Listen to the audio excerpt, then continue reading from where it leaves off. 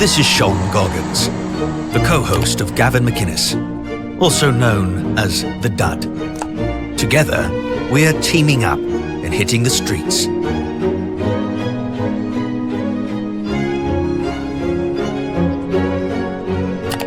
Today we're in Dime Square, a micro-neighborhood located between Chinatown and the Lower East Side. It's suffused with an ecosystem of skaters, hipsters, and artists, known for its transgressive thought, accusations of Trump hats and Catholic converts. There's even rumors of funding from billionaire Peter Thiel. So we're hanging out in the supposed hotbed of fascist misinformation to see what it's all about. Dime Square, that's where the cool kids are. Yeah, it's true. Ripping a Miller Lite for $8. And we're here in Lower East Side, sort of Chinatown, I guess. which they now call Dime Square. Have you heard of that before you came down here today to meet us? No, I had never heard it called Dime Square. When you're walking around here now, do you notice much of a difference from that time? I feel like it's actually better than it was a couple years ago or even a year ago. Okay, how so? Less heroin addicts, less sketch seeming. Maybe the heroin addicts are just more clandestine now and they're able to hide it better. Thoughts on that? Maybe. I feel like they maybe all died. And you know about it being called Dime Square and everything. Yeah, that name is a little, I don't know. Is it so over for Dime Square? Kinda, yeah. Okay. It's weird. Now people are like traveling to it rather than like living here and working here, so it's becoming like a destination. Would you rather come here like to hang out or like Williamsburg, Bushwick? I'd rather come here to hang out just because the vibe here is a little bit better. Is there anything you don't like about the area? I don't like how bro-y it's getting. Really? You know? I kind of like that the area is filled with, people that like work in the arts and like just like kind of chill. Like I like the fact that the people that are here are chill, and I like the fact that people that aren't chill are coming here. But now, this neighborhood has just hit the mainstream in such a way. Like Charlie XCX was at the coffee shop 2 blocks down like 45 minutes ago. I have to say there's a lot more people in the streets I've ever seen. There's a lot of little stores. I love the art that's freedom. It does have that little bit of Brooklyn feel where there's Bushwick's all covered in graffiti, but in a cool way, in a tasteful way. This is really hip here. It's really, I got to say, the East Village can be a little, I'm on 7th Street in the East Village. East Village can be a lot of NYU. This is a cool vibe. This is like a mix. I like that. It's like a nice little mix.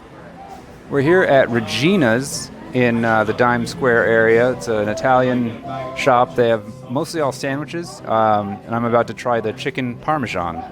Hi, this is Anthony Cumia. And hello, I am Gavin McInnes. Together, we're Compound Censored. And we'd like you to subscribe to our network that has more fantastic content you could shake a stick at. Use this promo code for a one-time super offer. Do it. It's uncensored and oh so entertaining.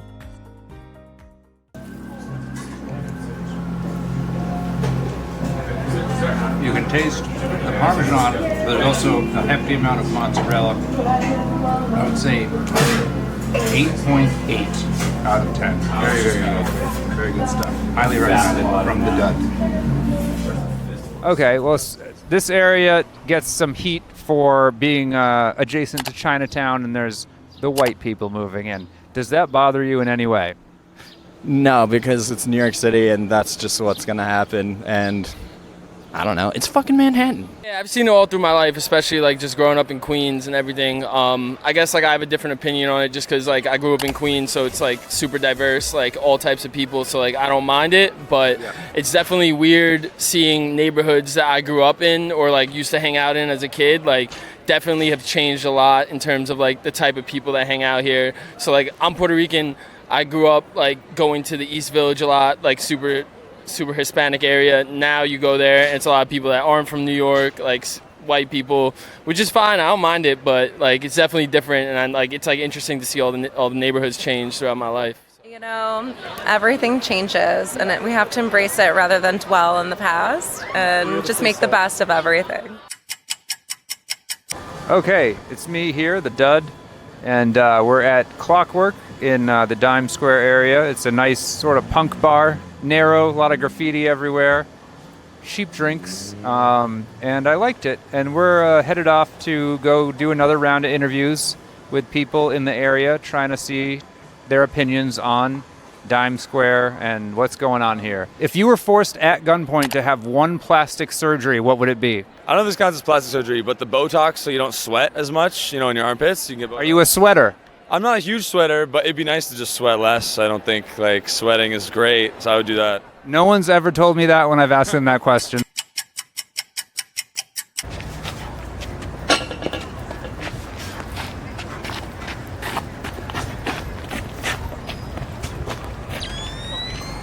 No, don't touch it. Don't touch it. Sorry. I like the park a lot. I think there's a lot of not historic institutions, but places that are classic. I like running into my friends.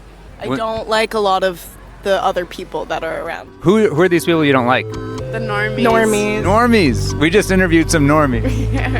They're everywhere. Why do you think there's normies in this area now? Because I feel like it became a hot area, so it's just the normies flooded. Are the girls mid here? Are the girls mid? Honestly, they're more attractive than where I am in Lower East Side, I'll tell you that. So. Okay. What about you guys? What do you think? I haven't talked to any girls here, so I don't have an incel. No, but I've met someone recently, Volcel. so I have to watch what I say. Yeah. Me too. Look, so far so good. Hell yeah, you're fucking drowning in puss, right? Hell yeah, you fucking. That's fucking awesome, man. One last question, starting from right to left. Which hedge fund do you work for? I work for no hedge fund. Same here. No hedge fund. Okay, so they're being very secretive today about where they work, and we're having a great time in Dime Square, and we love these guys, and thank you guys so much for talking to us. Later that week, news circulates about a film premiere taking place, associated with a loosely defined clique of Dime Square internet personalities, the most notable being Dasha, of the Red Scare podcast. You people have worms in your brain, honestly. I mean, you're the one who can't answer the question. What question?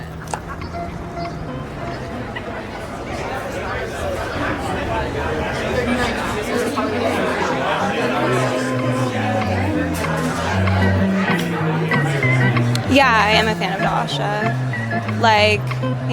She gets a lot of hate, but she's good at what she does. What do I like about her? I feel like she is sort of an old school muse, and I like her wit and her charm, and I feel like, as a young blonde woman in a tennis skirt right now, I'm in debt to her in some way.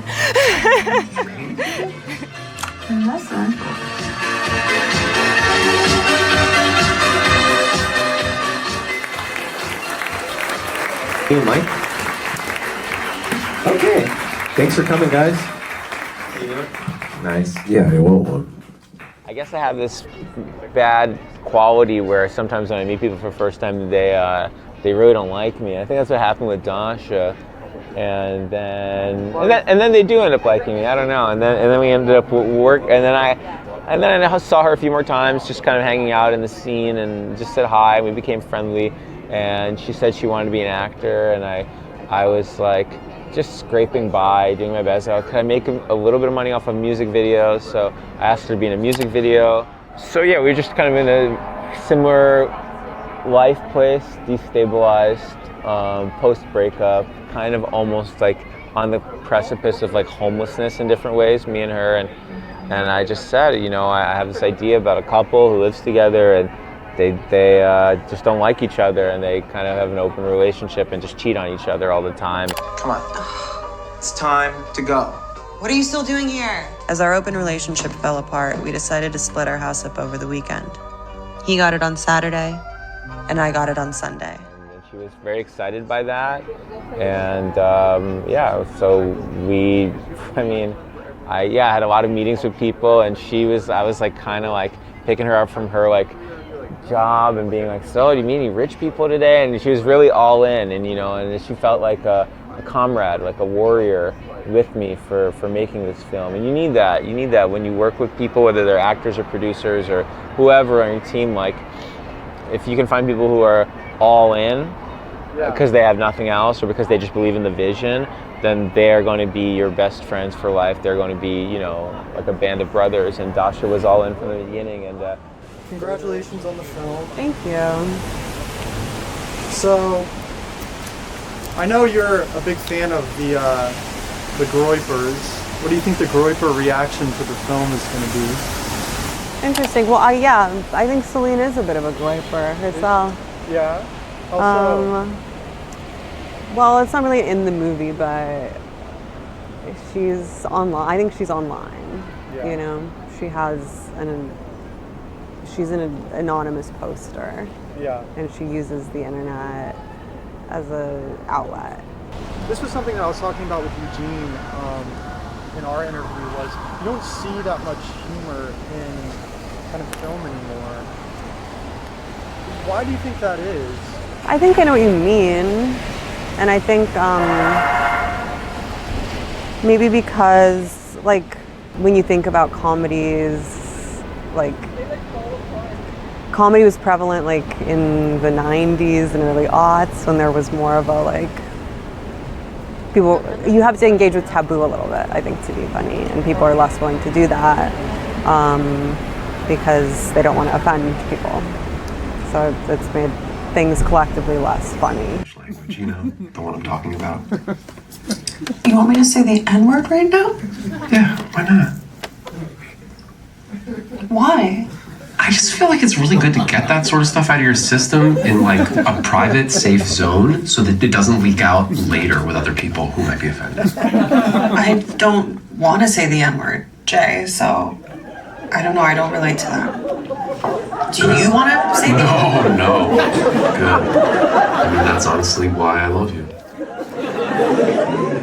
Filmmakers, unfortunately, so many of them are lazy and they just want to recreate what their idols did instead of understanding that their idols were really into the moment they were in and that's what they were talking about. And so I think it's a technical challenge. How do we make this look good? You know, how do we design something to look good? And also, I think that being honest about the moment we live in means that you have to take some stand about certain cultural issues that people are very scared of, thematically. You know, you might have to talk about what's really going on between men and women right now. You might have to talk about cancel culture. You might have to talk about things politically that you don't want to, you know? You might have to make a movie about COVID where people don't mask all the time. And I think that, unfortunately, in the realm of cinema, people are overly concerned with having just not offending and having their reputations remain. And I don't. That's not to say you should try to be offensive or try to do something. No, it's just like, I think people are scared of being honest right now because we live in a moment where everyone feels more vulnerable to attack. So being honest about now makes you more vulnerable to attack. When you make a movie that just acts as though we're still living in the 90s, everyone just feels really comfortable. The antidote to the tragedy has always been humor. So we have to be willing to take the piss out of what's going on right now and to make fun of people and to risk making a bad joke, making a flat-footed joke. If we forget that risk just because we don't want anybody to misunderstand the humor, then if we lose humor, we're so fucked. But I agree, it feels as though people are not willing to be that we don't risk humor. Yeah, of course. This is a good thing to have on camera. Yeah. Do you have the? Right here. All right. Right here. And you can just use his body. Okay, yeah. You can just use it I'll use as your, a tableau. There you go. Incredible work, sir. Thank you so much, man. Appreciate you so much. Thank and then you. this poster is good. It said, this poster has been officially Eugene built by Eugene. Yes. Nice balls.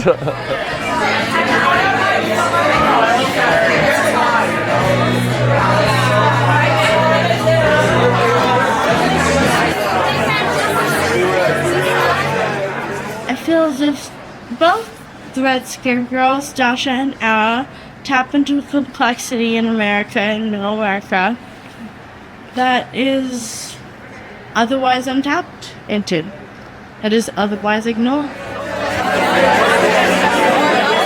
We're here at the after party of The Code, which is a great movie. It was great. It was fantastic, and I implore everybody to go see this movie. Nobody wants to talk to us, and I think that's definitely my fault, not Byron's fault. And I cannot say enough how much I liked that movie. It was great. It was fantastic. It was the best movie I've seen since Once Upon a Time in Hollywood in 2019. Yeah, if anything, if we didn't get the interviews we should have got, that's definitely my fault, because I definitely have this propensity to just whip out my dick. Like, it's like, do you want to interview me? Here's my, like, I shouldn't do that anymore. I'm going to stop doing that. But it was a great time. Thank you to everyone. And it was All right, let's see if we can get back in. Let's see if we can get back. Hold on.